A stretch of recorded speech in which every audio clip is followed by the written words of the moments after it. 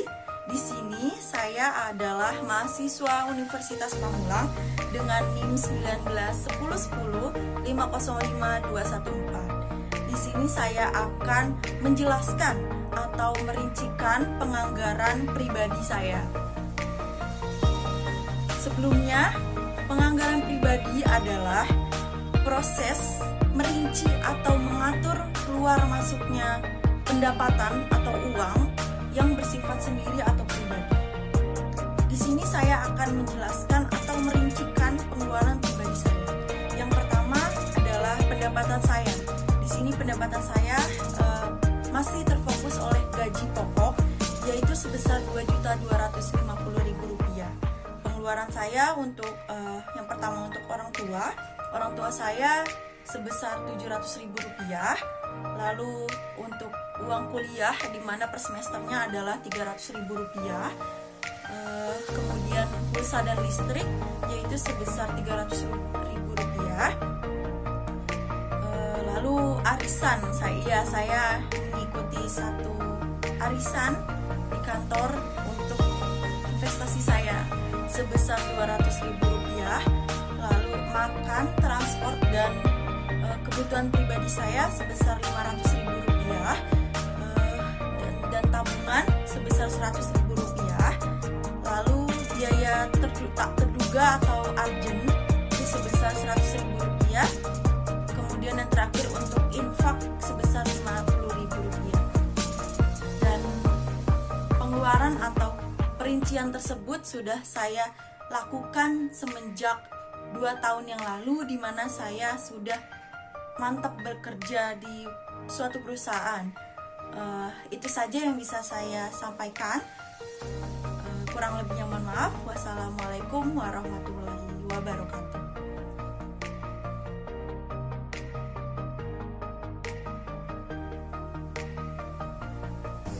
Assalamualaikum warahmatullahi wabarakatuh. Perkenalkan, nama saya Elvia Saraswati. Hari ini kita akan mewawancarai tentang penganggaran rumah tangga dengan narasumber kami, Ibu. Ya. Kita sharing-sharing tentang penganggaran rumah tangga ya, Bu. Ibu, usia pernikahannya sudah berapa tahun? Sudah 9. Dengan jumlah anak? Belum. Apakah pekerjaan suami, Bu? Pedagang. Apakah Ibu bekerja?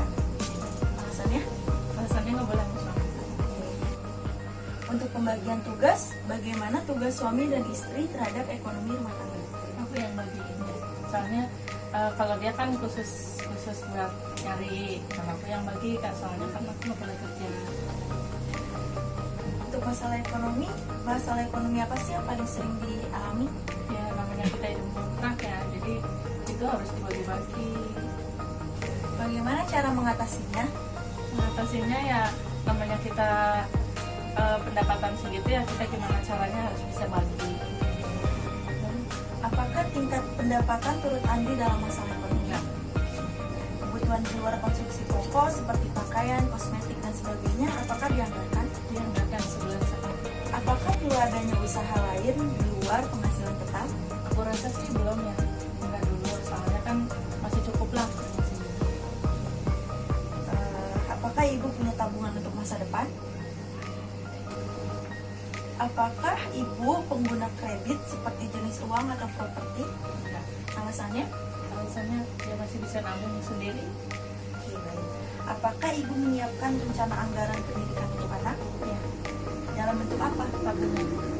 Untuk pekerjaan yang digeluti, apakah Ibu sudah merasa nyaman atau ingin mengganti pekerjaan di bidang lain? Enggak. Mengapa? Karena suami saya bisanya dagang aja dalam berbulan ya. Apakah Ibu memiliki kriteria tertentu dalam menentukan sumber penghasilan? Enggak. Yang penting halal. Apakah Ibu memiliki rencana masa depan? Ya. Bagaimana pandangan hidup layak menurut Anda? Punya rumah sendiri, hidup yang cukup aja lah. Dan pertanyaan terakhir, bagaimana cara mengatur keuangan dalam keluarga? Yang penting mah dengan uang segitu masih bisa dibagi ya. Yang penting buat makan, buat tabungan, buat nanti anak-anak aku kan pasti kan ada tabungan buat sekolah, buat ini itu segala macam kan. Jadi ya segitu ya cukup lah buat saya bagi-bagi. Oke, baik. Terima kasih Bu atas jawabannya. Sama-sama. Nah, itu dia sedikit cuplikan tentang anggaran rumah tangga dari narasumber kami, yaitu Ibu Ira. Saya Ersya Saraswati, kurang lebih mohon maaf. Wassalamualaikum warahmatullahi wabarakatuh.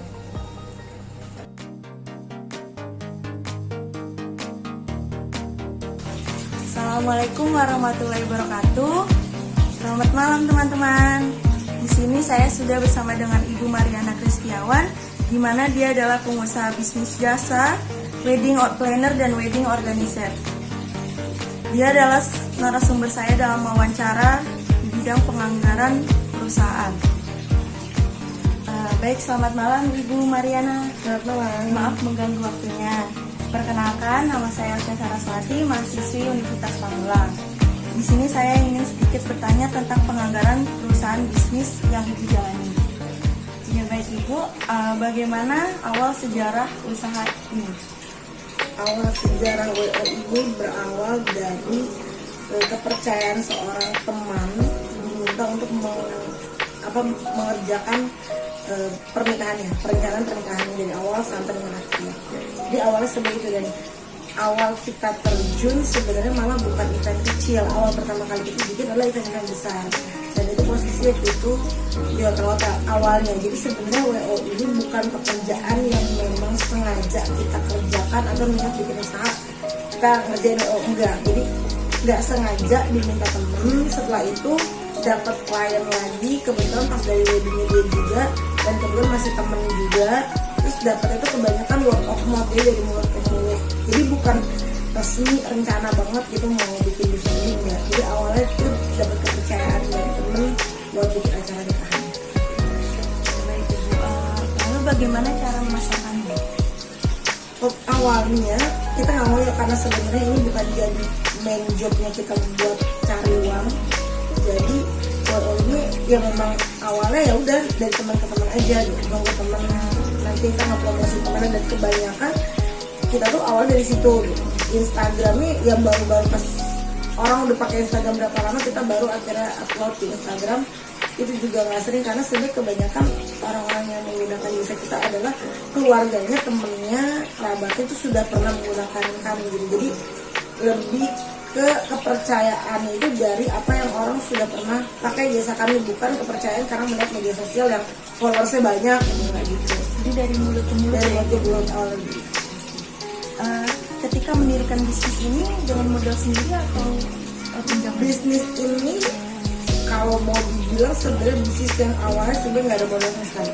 Jadi tadi aku bilang modalnya trust, kepercayaan, karena kan menyelenggarakan sebuah pernikahan itu kan sebenarnya hajat paling besar, dan hajat ini lebih sulit dibanding kita bikin konser ngundang artis gitu.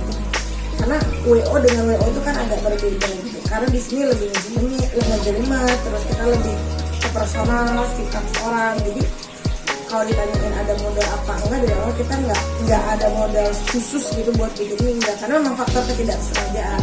Jadi kita ingin mengelola uang-uang dari klien. Pertanyaan selanjutnya, bagaimana atau kendala apa sih yang dihadapi dalam menjalankan bisnis? Kendalanya adalah banyaknya sekarang bermunculan banyak WO yang harganya murah meriah gitu. Itu sangat murah gitu, dan satu hari memang mereka eventnya pun bisa banyak. Sementara kalau kami sendiri satu hari kami yang menerima 2 event, satu pagi satu malam.